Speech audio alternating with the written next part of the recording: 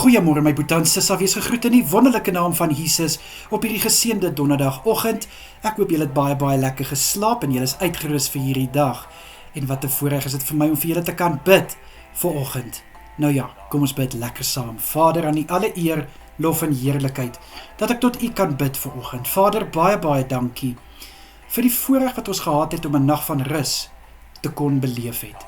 Dankie Here dat U oor ons gewaak het. Dankie Here dat U ons gespaar het om hierdie nuwe dag te betree. Vader, ek bid vir my boetie en sissa. Ek bid dat hulle aangeraak sal word, liewe Here, met goeie moed om elke oomblik van hierdie dag te vat, hulle eie te maak, liewe Here, die beste te maak van dit wat voor lê. En ek bid, liewe Here, dat hulle lewe sal voluit leef in Jesus naam. Ek bid, liewe Here, vir krag in alles wat gedoen moet word. Ek bid vir wysheid, liewe Here, in besluite en keuses. En ek bid, liewe Here, vir U hand van goedheid en guns om oor elke een te heers vandag. Asseblief, liewe Here. Vader, ek bid dat U asseblief elke boetie en sissa ook sal beskerm deur hierdie dag.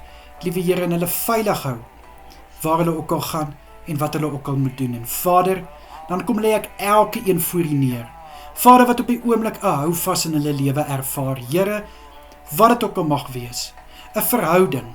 Liewe Here, woorde wat gespreek is oor hulle. Manipulasie, intimidasie, finansies. Here, daar is so baie goed waarna ek kan dink. Here, ek bid in Jesus naam dat vandag die dag sal wees wat daai houvas gebreek sal word in die naam van Jesus.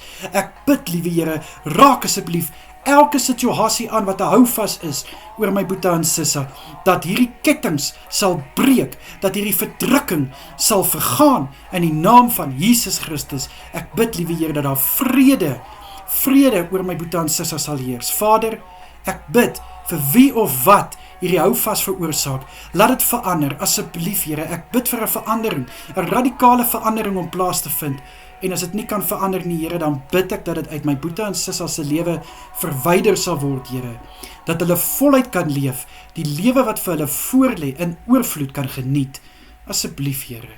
In Jesus Christus naam is dit my gebed. Amen en amen.